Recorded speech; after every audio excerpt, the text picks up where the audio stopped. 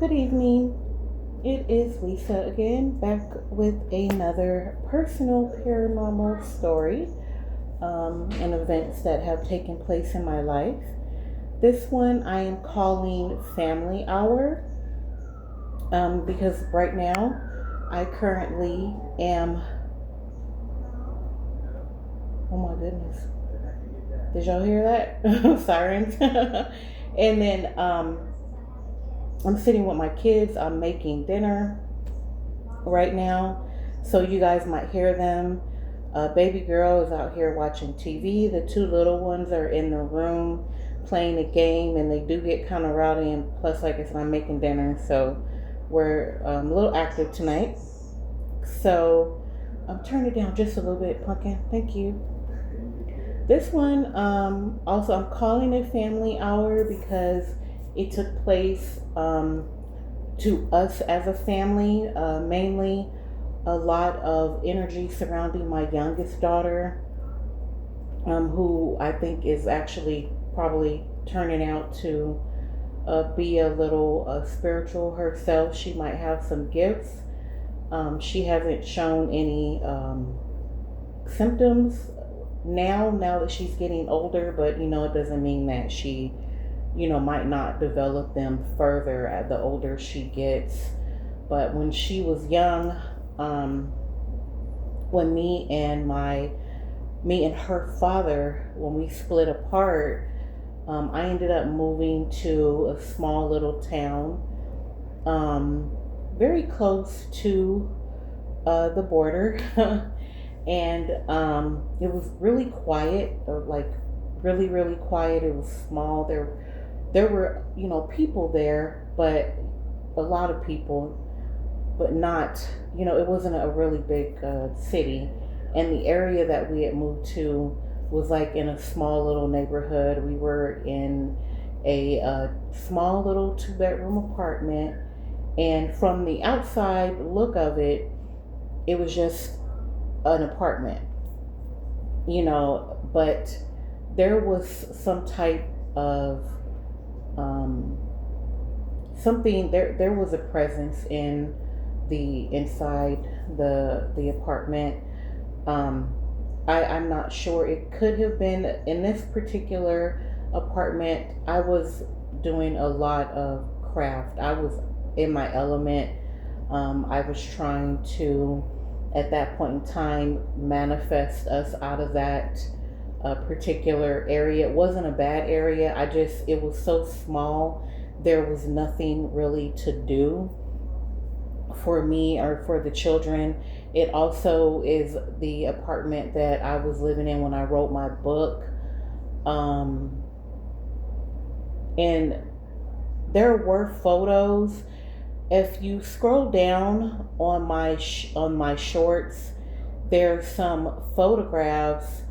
You probably can't see anything in the background, but there's some smoke readings that I did. I took those photos there when I was living in that apartment, and I was doing a lot of prayer and just a lot of spell work because, like I said, I was trying to manifest us into a more, active, environment where they would have plenty of activities and things like that. And this was towards the end of COVID, which was that what, like 20,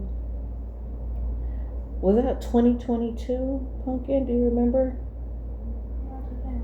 Was it 2021? Yeah. And it was still, at the time where it was like we were spending a lot of time in the house. I ended up enrolling my kids in like homeschooling because I didn't want to deal with the whole COVID thing. But anyway, to get to the paranormal part, and this this is this was more like I all of my stories were pretty creepy to me, but this wasn't indeed very. It was very evident that there was something in the home. I'm gonna break it up into two different stories, but my little one at that time was about 3. She was like 3 or 4. I think she was 3. And she would still, sleep in the room with me, and she would sleep in the bed. And there would be times where I would shut the light out, and sometimes I would hang my jacket over the bedroom door, like my sweater, or I would hang the jacket over the bedroom door. And she would, look at it, and, she would come up from under the covers, and she would look at the door and then put her head back under the covers. And I just thought she was seeing the silhouette, of my jacket or sweater or whatever I had hanging up on the bedroom door. And of course I would leave the bedroom door, I would leave it open. And there was one night where there was nothing up there. This happened on more than one occasion, where she would point at the door and she would swear up and down that there was something or someone standing there in the door. Even my oldest daughter, when she would be in the bedroom, and she would, be sitting on the bed, and we'd be talking or something, and she would look at towards the hallway. She just said there was something eerie about that part of the hallway. And she didn't feel comfortable with it. But my youngest daughter, one night it got so bad, she was so scared and so freaked out, she started crying.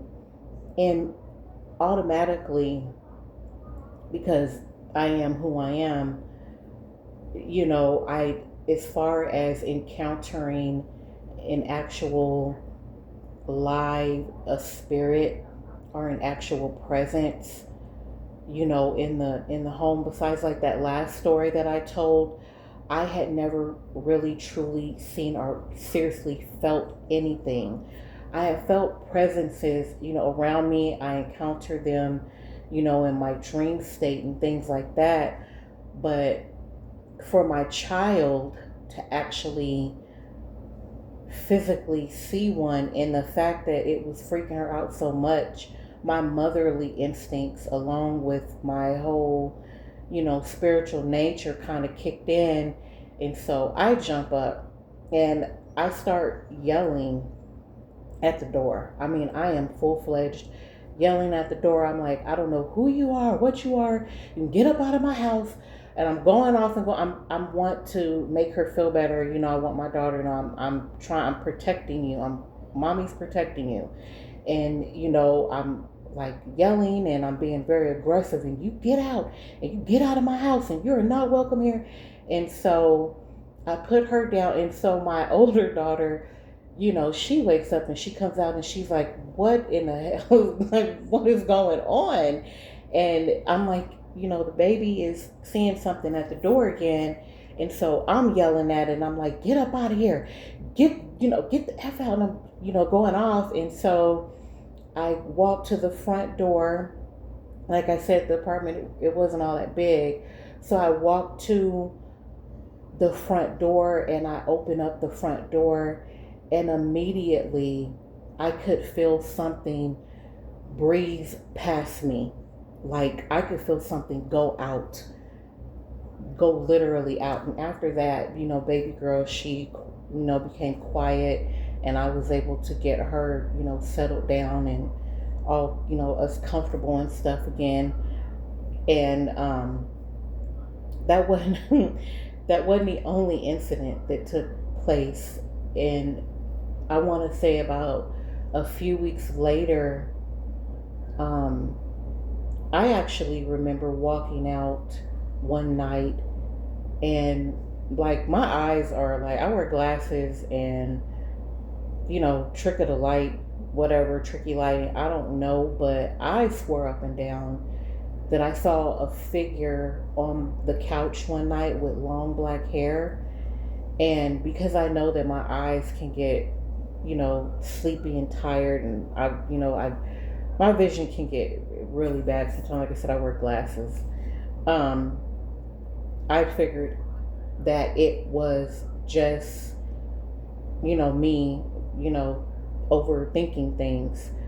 But there was one another incident, and this is the one that really, really, really got me. Was um, one night we were in the kitchen, and the little one, my baby girl, she wanted something from on top of the shelf. I think there was candy or snacks up there, and I had to pee. I had to go to the bathroom real bad. And at this point in time, she's used to kind of pattering around the kitchen, and sometimes she go in the refrigerator and grab a little drink or something, but she wanted something high up that only I could get for her. She wasn't tall enough to stand on anything. There was no stand or step stool in the kitchen area. I kept that out of the kitchen purposely so that she wasn't climbing all over anything.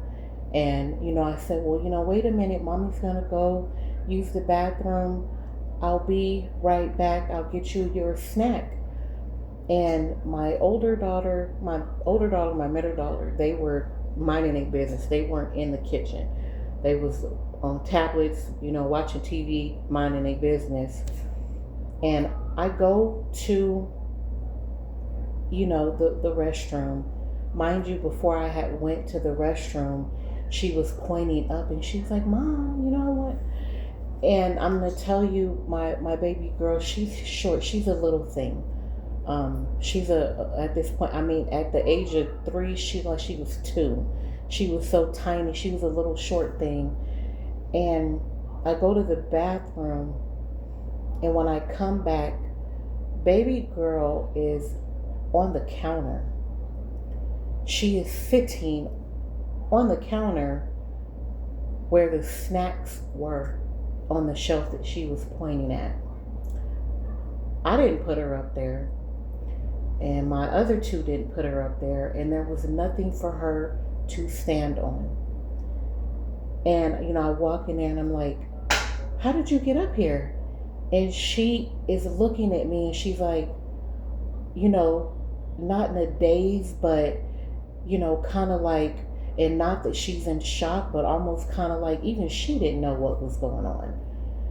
But yeah, her full little baby self was sitting on top of the counter. And I went in the room and I told my older daughter, did you put her up there? And they were like, no, what are you talking about? We've been in here this whole time, And I told my daughter, and she was like, see, I told you something weird is going on. And there's a lot of other stuff that took place when we were living in that apartment. Like I said, I was, doing a lot of spell work and stuff. I wasn't conjuring, anything in specific other than, just alignment and things to, kind of gravitate towards me, the things that I was wanting for my family, especially coming out of, COVID, and I had just wrote my book, and I just wanted a better overall situation, for us. But that is the first half of Family Hour. There's a lot more. There's another reason as to why I'm calling it Family Hour. There's more events that took place, mainly just involving my little one and her behavior. It was very apparent that she was seeing something in that apartment we were in. I'm going to finish cooking my dinner, and I hope that you all have a wonderful evening and a blessed weekend, and stay safe out there. Good night, guys.